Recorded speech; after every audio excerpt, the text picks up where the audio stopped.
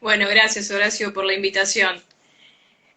Mira, es un tema súper amplio, la verdad que da para muchísimas horas, pero un poco lo que te quería plantear en un principio eran las condiciones con las cuales se da la Revolución Rusa. Para esto me estoy basando en un historiador que, bueno, tiene 60 años, un tipo relativamente joven, que se llama Orlando Figues. Él publicó en el año 2001 un libro que se llama La Revolución Rusa, la tragedia de un pueblo, donde analiza, es una biblia de 1000 páginas más o menos. Este autor que yo te digo, Orlando Figues, lo que hace es analizar la Revolución Rusa, pero no arranca en 1917, sino que arranca antes, en 1890 más o menos. Como para hacer una idea de que la revolución no se originó de la noche a la mañana, que no es que un día se levantó Lenin y dijo vamos a revolucionar, sino que esto era una bomba de tiempo que se venía preparando hacía mucho. Y lo que este autor hace es un poco plantear en un capítulo que llama Los pilares inestables, lo que hace es plantear que toda la sociedad rusa, todos los estamentos de la sociedad estaban en crisis para la época que se desencadena la revolución. Me pareció súper interesante arrancar por ahí porque uno suele en la escuela o en la facultad estudiar más que nada las causas, tipo, bueno, en febrero fue la primera parte, en octubre fue la segunda, pero en general uno no estudia cómo se venía desencadenando el proceso de antes. Es muy largo de explicar, yo te lo voy a resumir, me voy a enfocar en dos personajes, digamos, importantes, que son la monarquía y el proletariado. A ver, para este entonces, estamos hablando de principios del siglo XX, Rusia, el imperio ruso tenía alrededor de 23 millones de kilómetros cuadrados. O sea, era un imperio gigantesco. Para que te hagas una idea, y los que nos están escuchando también, Argentina tiene 3 millones de kilómetros cuadrados y Rusia tiene 22 millones en ese momento. O sea, no era solo Rusia. Pensá que era Ucrania, Bielorrusia, parte de Polonia, Finlandia. Era un imperio enorme, lleno de culturas muy diferentes. Entonces vos pensás que la persona que gobernaba todo eso tenía que ser una persona que tuviera un temperamento y un carácter muy carismático, muy fuerte. Justamente lo que el zar Nicolás II no era. El zar Nicolás II era una persona tímida, retraída, era muy indeciso, o sea, una excelente persona, pero no tenía el temperamento para gobernar, y menos en una situación tan difícil como la que le tocó vivir. Un poco se puede hacer un paralelo con Luis XVI en la Revolución Francesa. Dos personas con un temperamento muy similar les toca enfrentarse a una situación terrible, catastrófica, y no la pueden manejar. Entonces, en este contexto, vos pensás que el zar era un autócrata, o sea, era una persona cuyo todo el poder estaba dirigido hacia él y hasta era reverenciado por los campesinos como un ser elegido por Dios. Eso es muy importante porque esa visión campesina no va a cambiar en mucho tiempo. Incluso los campesinos tenían íconos del zar, o sea, vos pensás que para la religión ortodoxa rusa el ícono es algo sagrado. Entonces, llevar al zar en un ícono era como reverenciarlo, no te digo divinizarlo, porque obviamente no es que era Dios, pero era tenerlo a un nivel más que las otras criaturas. Pensá también que para este momento el zar está casado con una alemana, que era la princesa Alejandra, que eso le va a jugar muy en contra, y ambos tienen un hijo, el zarevich Alexei, que era hemofílico. Tenía esta enfermedad hereditaria que no permite que la sangre coagule correctamente, por lo tanto vos te lastimás, te golpeás y no coagulás. O sea, en ese momento era una enfermedad mortal, no pasabas de la niñez. Y el zarevich era el único heredero al trono.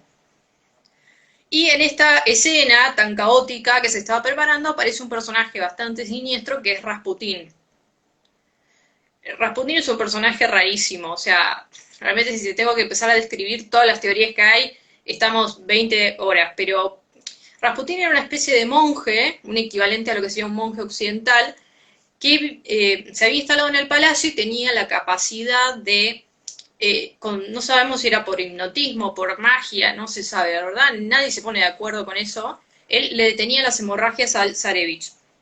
Por lo tanto, había sido adoptado por la familia real y desprestigió muchísimo su figura, porque era una persona bastante oscura, tenía una vida bastante desordenada. Por otro lado, esto sería el panorama de la familia real, una familia que es bastante hermética, que no es muy carismática, está bastante cerrada.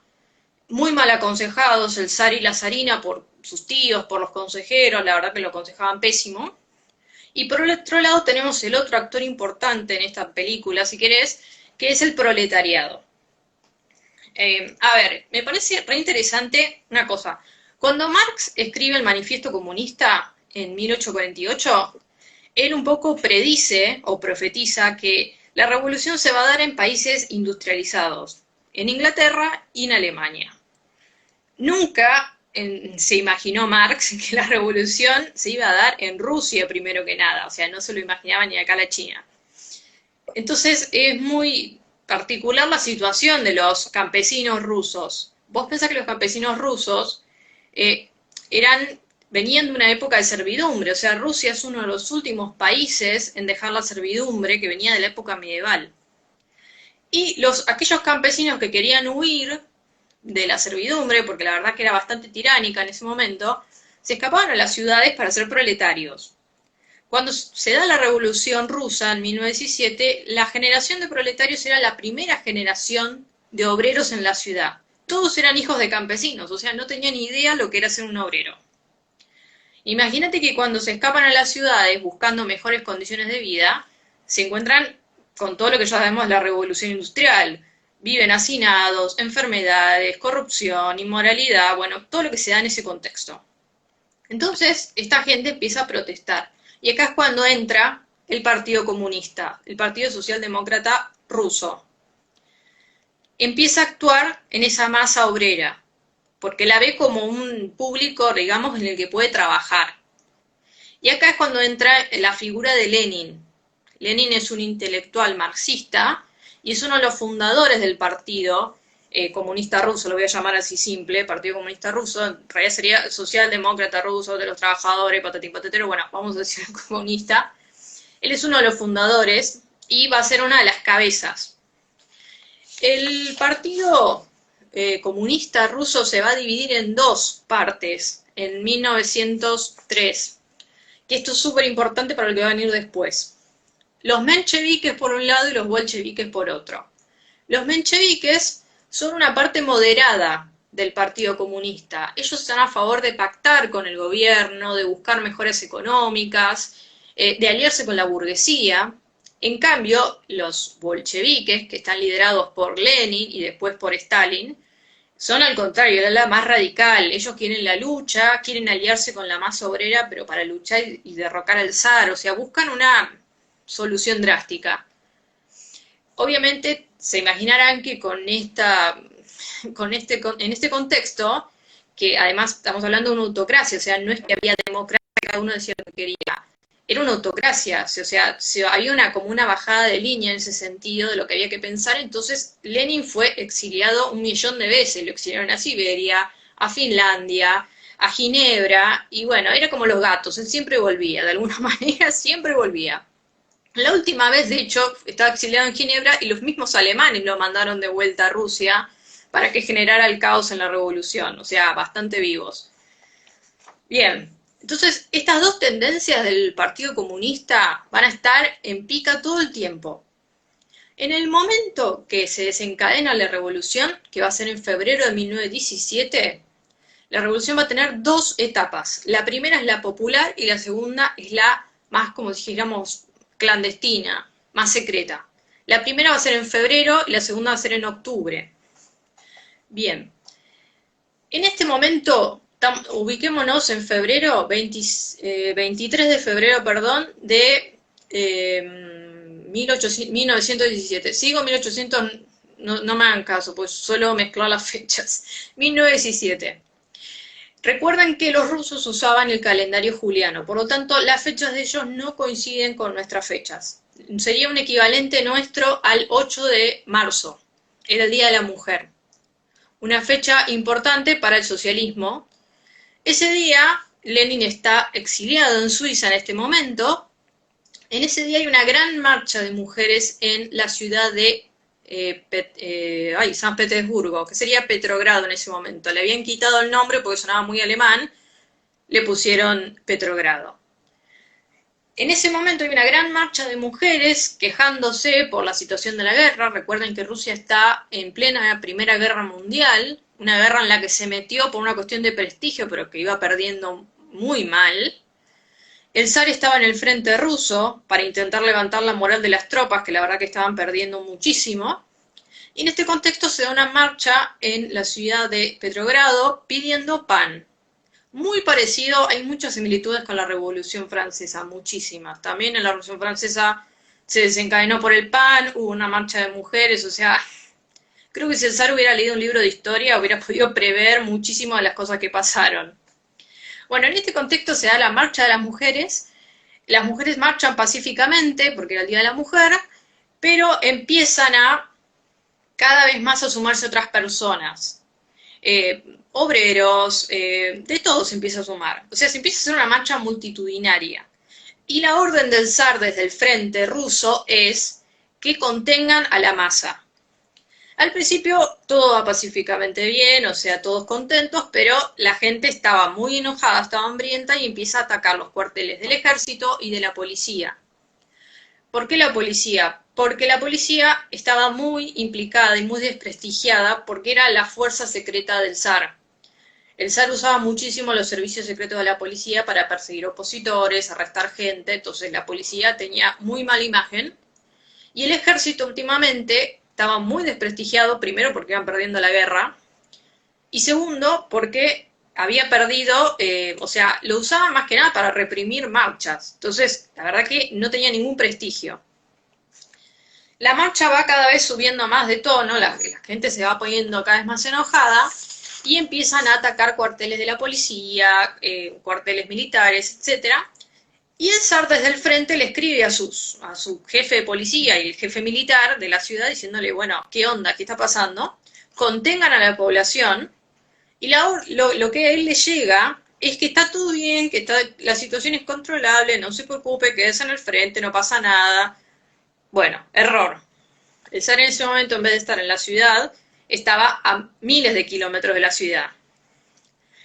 La cosa va subiendo de tono los días siguientes, 24, 25, 26, hasta que finalmente el zar se da cuenta que tiene que volver a la capital, que en ese momento era Petrogrado, y abdica. El zar abdica en favor de su hijo, pero como su hijo estaba muy enfermo, abdica en favor de su hermano, que también abdica. O sea que se acabó la monarquía, se acabó la autocracia. Ahora lo que empieza es un gobierno provisional, una unión entre los liberales más conservadores y el Partido Comunista, mencheviques y bolcheviques. En este momento es cuando Lenin vuelve del exilio en abril, el exilio que estaba en Suiza, y vuelve preparado para armar lío, porque como era Lenin no se iba a quedar calladito. Entonces él vuelve y publica las famosas tesis de abril donde él analiza cómo se puede hacer la revolución, cómo hay que llevarla a cabo. Él está a favor de la lucha armada. Acordate que Marx está a favor de cambiar los medios de producción, la economía, y Lenin está a favor de cambiar la política. O sea, en eso se diferencian. Es como que Lenin da un paso más porque adapta a Marx a la situación rusa. Esa es digamos, la viveza que tiene Lenin. Bien, Lenin llega, empieza a liderar la facción bolchevique y en octubre, estamos hablando del 24 de octubre, que sería un 9 de noviembre para nosotros, se da la segunda parte de la revolución, que es la más tranquila en realidad. Para mí fue la clave, pero en realidad el pueblo ni se enteró. O sea, es como que el pueblo se levantó al día siguiente y bueno, se acabó el gobierno provisional. Y acá es cuando Lenin toma el poder liderando la facción bolchevique. Se levantan los bolcheviques, toman el poder. Bien, ahí es cuando empieza realmente el gobierno de Lenin y empiezan los problemas. Es muy interesante toda esta época porque primero, ¿qué hacen con la familia real? La familia real tenía una opción de ser exiliada a Inglaterra.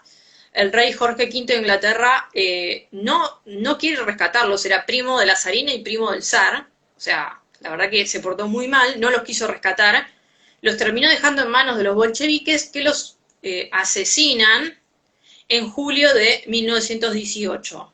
Los llevan a un sótano, los encierran y los ametrallan, les disparan, no, ametrallan no, un poco exagerado, los fusilan y los matan, y después los tiran a una fosa común. Ninguno sobrevivió. Ese mito de que Anastasia salió, no, no sobrevivió nadie. Los mataron a todos y los remataron a todos. Bien, y acá es cuando empieza la parte más complicada. Para resumírtelo un poco, porque es muy largo, Lenin se tiene que enfrentar primero al fin de la guerra, o sea, tiene que hacer un pacto con los alemanes, en el cual pierden ellos, obviamente, es una especie de pacto de paz, pero en el cual le entregan muchísimas tierras a los alemanes, y además tiene que enfrentarse con una guerra civil, porque obviamente ellos pensaban que los campesinos iban a plegar a la revolución, y los campesinos, nada que ver, dijeron, minga, no, nosotros estamos con el zar. Entonces ahí tenés el armado de todo lo que es la guerra civil que va a durar 7 años. Tenés el ejército rojo, que está liderado por Trotsky, no lo nombré hasta ahora, pero es muy importante Trotsky. Es un bolchevique que realmente le hacía mucha sombra a Stalin, por eso después Stalin lo va a fletar a México. Y tenés el ejército blanco, que son todos los monárquicos. Y un tercer ejército, que es el ejército verde, que en realidad no es muy importante, porque eran los que se aprovechaban para robar, rapiñar, en medio de todo el desastre general. Hasta 1922, más o menos, la situación va a ser totalmente caótica. En 1922 ganan los bolcheviques, y ahí es cuando instauran lo que es la URSS, la Unión de Repúblicas Socialistas Soviéticas. Lenin va a gobernar hasta el año 24, ahí le da un derrame cerebral, si no me equivoco, y muere. Él estaba ya enfermo, ya desde el 22 más o menos estaba enfermo, y ahí viene la lucha entre Stalin y Trotsky a ver quién se queda con el poder. Stalin estaba a favor de consolidar la revolución en Rusia y después llevarla al resto del mundo, mientras que Trotsky, que era el preferido de Lenin, quería exportar la revolución al mundo, que es un poco lo que intentó hacer en México. Cuando él se va a México exiliado, que después lo terminan encontrando y lo matan, él se reúne con celebridades, por ejemplo, no sé, Frida Kahlo, toda gente que era afín en su ideología para poder propagar el mensaje de la revolución rusa. En ese sentido era un tipo realmente muy inteligente. Bien, Stalin da para horas, pero te lo resumo. Stalin hace 2 planes quinquenales, el segundo no lo llega a terminar, en los cuales industrializa Rusia a marchas forzadas, o sea, obliga a los campesinos a transformarse en proletarios. Por ejemplo, hagamos un ejemplo en la provincia de Buenos Aires. Imagínate que yo el día de mañana voy a Balcarce, donde cultivan papas, y le ordeno que a partir de ahora tienen que hacer metalurgia, tienen que producir metal. Y los tipos de Balcarce me dicen, no, nosotros no podemos producir metal porque cultivamos papas, y vendemos papas y comemos papas. Y yo digo, no, ahora van a hacer metal. Bueno, exactamente lo mismo pasó en Rusia. Stalin fue a toda Rusia ordenándoles que produjeran metal. Y no les dejaba cultivar alimento, o sea, la gente se moría a lo loco, porque estaban todos enfocados en la industria del metal. Con eso Stalin logró industrializar Rusia en cuestión de 15 años, ponele. O sea, ya para la Segunda Guerra Mundial Rusia era una potencia. Es un salto enorme que da Rusia. O sea, lo mismo que a Inglaterra le llevó medio siglo, bueno, a Rusia le llevó 15, 20 años. Es una locura. Pero esto tuvo un costo de muertes terrible. Se calcula que Stalin es responsable de la muerte más o menos de 23 millones de personas aproximadamente. De hecho, Infobae hace unos meses, o no sé si fue el año pasado, hizo una lista de los 10 dictadores más grandes del mundo. Bueno, primero venía Mao con 78 millones y después venía Stalin con 23 millones más o menos. O sea, se calcula que mató alrededor de esa cantidad de personas, pero no hay cifras exactas porque realmente fueron matanzas muy grandes. Bueno, esa es una de las partes, algo para destacar mal de Stalin, digamos. Y otra cosa importante de Stalin es cuando se involucra en la Segunda Guerra Mundial, que es muy importante. Ahí tenemos el episodio de Katyn, donde Stalin invade Polonia y asesina a intelectuales polacos, soldados polacos, hasta ganadores de las Olimpiadas, o sea, mata a 25.000 polacos y los entierra en fosas comunes, que eso se descubrió hace relativamente poco, se pudieron desenterrar y estudiar quiénes habían muerto.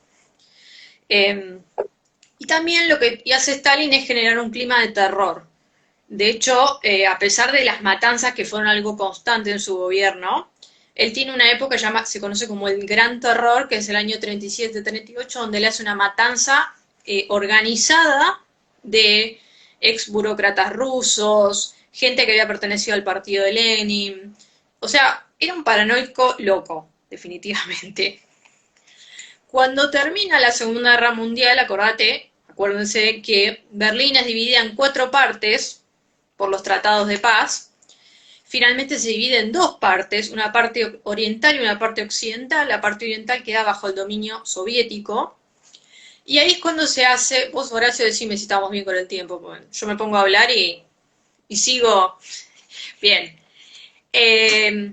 Se hace una especie de frontera a lo largo de la ciudad de Berlín, dividiéndola a la mitad. Al principio esta frontera es una frontera hecha con alambres, se podía cruzar, había unos puestos para cruzarla, más o menos ponerle 80 pasos, pero cuando empiezan a ver que la gente se tiraba para el lado occidental, porque imagínate, los del lado oriental vivían bajo el comunismo duro, deciden construir el año 63, si no me equivoco, el famoso muro de Berlín.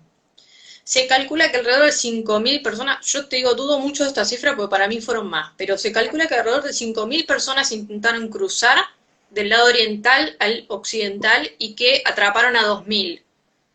O sea, para mí, te digo, fueron muchos más porque me parece poco 5.000, pero la verdad es esa, hubo familias que quedaron divididas durante 28 años por el muro. El muro se construyó de la noche a la mañana, un día se levantaron y había un muro, lo habían hecho, o sea, no dejaban pasar a nadie. Una película muy buena sobre eso se llama Puente de Espías de Tom Hanks. Tendrá 10 años más o menos. Es buenísima porque muestra bien el momento en que se construye el muro y cómo la gente, se ve literalmente a la gente cómo se tira desesperado de un lado al otro, porque saben que si te quedan del lado comunista, sonaron. Bien, ahí a partir de los años 60 empieza, 50, 60 en adelante, empieza lo que llama la Guerra Fría, que es este conflicto entre el bloque comunista y el bloque capitalista, que da para otra charla, pero bueno, básicamente es una especie de guerra donde no hubo batallas sangrientas, no hubo guerras, hubo guerras derivadas de la Guerra Fría, como la Guerra de Vietnam, la Guerra de Corea, la Guerra en Afganistán, o sea, son todas guerras que derivan de esta Guerra Fría, pero no hubo un enfrentamiento entre la Unión Soviética y Estados Unidos. Lo que sí hubo una especie de carrera a ver quién era más poderoso. La carrera espacial, por ejemplo, Star Wars. Sí, la carrera de las estrellas. Perdón, soy fanática de Star Wars. Tenía que salir en algún momento. La carrera de las estrellas era a ver quién llegaba primero a la Luna, quién iba primero al espacio. Bueno, obviamente la tecnología avanzaba mucho, muy rápido. Finalmente, hay un episodio que yo, de hecho fue mi primer posteo en la página, que es el episodio de Chernobyl, el 26 de abril de 1986. En ese momento, en la frontera cercana a Bielorrusia, explota una central atómica muy importante, que de hecho llamaba Lenin la central. Explota el reactor número 4, creando una ola radioactiva que llegó a casi toda Europa del Este. En ese momento, el primer ministro Gorbachev realmente ignora lo que está pasando, dice está todo bien, no pasa nada, no explotó el reactor, que el reactor quedara expuesto, pero fue lo que finalmente pasó. Eso lo pueden ver mucho en la serie Chernobyl de la HBO. Es buenísima la serie. El reactor queda expuesto, la ola radioactiva llega hasta Suecia y ahí Gorbachev tiene que enfrentarse un poco a todo Occidente y decirles, mire, la verdad metimos la pata, explotó una central nuclear porque nosotros estábamos haciendo pruebas sin hacer tener los recaudos necesarios. Este episodio es un poco clave, de hecho Gorbachev reconoce que Chernobyl fue clave en la caída de la Unión Soviética porque él tuvo que reconocer frente al mundo, algo impensable, que habían metido la pata y que no podía manejar el problema. De hecho, tuvo que pedir ayuda a las centrales atómicas occidentales para poder arreglar el problema que hasta el día de hoy no se puede vivir en Chernobyl. O sea, hay todo un radio de seguridad de como 30 kilómetros alrededor de Chernobyl y Chernobyl tiene una especie de como si te dijera una especie de bloque de cemento gigante para intentar tapar la radiación que puede tardar miles y miles de años más. Bien, Gorbachev sufre esta especie de este desastre y él se da cuenta que el comunismo ruso cerrado como estaba no va a poder seguir adelante. Es necesario empezar a abrirse, lo que llama la perestroika. Es una especie de apertura para intentar conservar la Unión Soviética. O sea, empiezan a abrirse poco a poco, no renuncian al comunismo, al socialismo, pero de a poco intentan abrirse a Occidente, dar una imagen un poco más limpia para borrar un poco lo que había sido Stalin. Y también Gorbachev, todos los que vinieron después fueron un desastre, pero bueno, Stalin el peor. Bien, en este contexto es cuando viene el 9 de noviembre del 89, que es cuando finalmente cae el muro de Berlín, se rompe el muro, y 2 años después se da por finalizada lo que es la URSS, y un poco se cae la cortina de hierro, que era todas las regiones de Europa del Este que estaban bajo el dominio soviético. Yo quería un poco terminar, y ya te dejo a vos, Horacio, que me preguntes, pero quería terminar un poco porque la gente piensa que cayó el muro de Berlín y se acabó el comunismo. Y la verdad es que no, porque el comunismo, desgraciadamente, sigue sobreviviendo. Tenemos el ejemplo de Cuba, tenemos el ejemplo de Venezuela, el ejemplo de Corea. China también es un país comunista, aunque se las dé más de occidental.